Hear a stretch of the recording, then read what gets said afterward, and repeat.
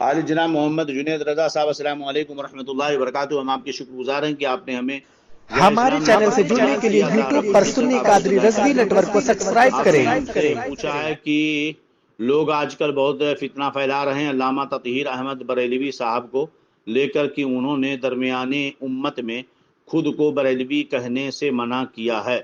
برائے مہربانی جواب دیجیے تاکہ ان کو منہ توڑ جواب دیا جا سکے، اور جو لوگ ان پر حکم کفر یا حکم گمراہی لگا رہے ہیں ان کو بتایا جائے ان کی غلطی۔ جناب محترم بے حیا باش ہرچے خائی کن، ایسے لوگوں کو سمجھانا جو نہیں سمجھنا چاہتے، یہ اپنے وقت کو ضائع اور برباد کرنا ہے۔ دیکھیے، اللہ تعالیٰ جسے توفیق و سمجھ دے گا وہی اس چیز کو سمجھے گا۔ مولانا تطہیر صاحب جو بریلی شریف کے رہنے والے ہیں، انہوں نے کتاب لکھی، ان کے کتابوں کے اندر کچھ باتیں ایسی رہیں جو قابل اعتراض رہیں، لیکن ایسی نہیں کہ ان کے اوپر حکم کفر یا گمراہی کا حکم لگایا جائے۔ یہ بہت بڑی بات ہے کہ کسی کو کافر و گمراہ کہہ دیا جائے۔ کچھ لوگوں کی عادت ہوتی ہے کہ اٹھتے بیٹھتے ذرا سا بھی دیکھا بس سلح کلی یا گمراہ یا کافر ہونے کا فتویٰ دے دیا۔ یہ صراط مستقیم سے ہٹ کر کے طریقہ کار ہے۔ اللہ رب العزت ایسے لوگوں کو صحیح سمجھ عطا فرمائے۔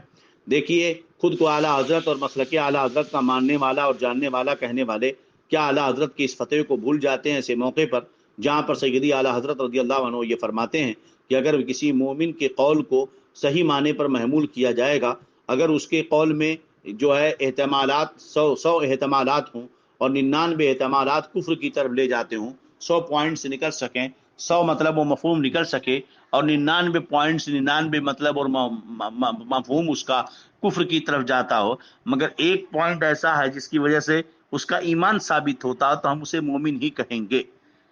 اور کسی شخص کو کافر یا گمراہ اس وقت نہیں کہہ سکتے جب تک کہ اس کا کفر روز روشن کی طرح ظاہر باہر نہ ہو جائے اور اسے اس کے بارے میں جانکاری نہ لے لی جائے۔ کسی شخص معین پر کفر و گمراہی کا حکم، کسی قول کا کفر ہونا یا گمراہی ہونا یہ الگ بات ہے قول و عمل کا، لیکن قائل کا یا عامل کو کافر کہنا یا گمراہ کہنا یہ بہت بڑی جرات کی بات ہوگی۔ یہاں سخت احتیاط کی ضرورت ہے۔ اب اپنے آپ کو بریلوی نہ لکھنے والا کافر کیسے ہو جائے گا، گمراہ کیوں ہو جائے گا؟ لا حول ولا قوت الا باللہ۔ بہرحال بہت زیادہ اصلاح کا عنصر بھی انسان کو کبھی کبھی گڑبڑ کر دیتا ہے، اور یہی وجہ رہی کہ مولانا تطہیر صاحب کی تحریروں میں کہیں نہ کہیں ذرا سا گڑبڑاہٹ پیدا ہو گئی۔ لیکن یہ ہے کہ کبھی بھی انسان کو خود کو سب سے اچھا سمجھنا نہیں چاہیے، کہ یہ بھی تکبر کی ایک پہچان ہے۔ اس لیے ایسے لوگوں سے دور رہیے۔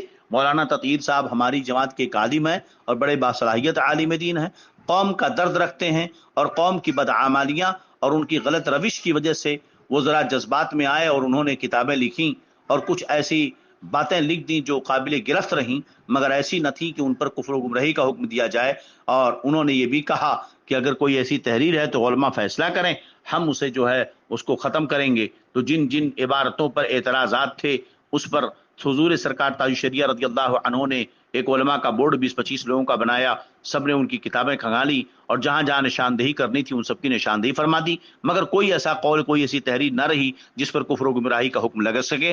مگر آج کل خانقاہ میں بیٹھ کر باپ کے مدرسے سے سرٹیفکیٹ لے کر کچھ جاہل لوگ چھوٹی چھوٹی باتوں پر کفر اور گمراہی کا حکم لگاتے ہیں۔ ایسے جاہلوں سے اپنے آپ کو بچائیں اور مرکز اہل سنت سے اپنے آپ کو مضبوط رکھیں۔ ھذا ما عندی واللہ اعلم بالصواب۔ السلام علیکم۔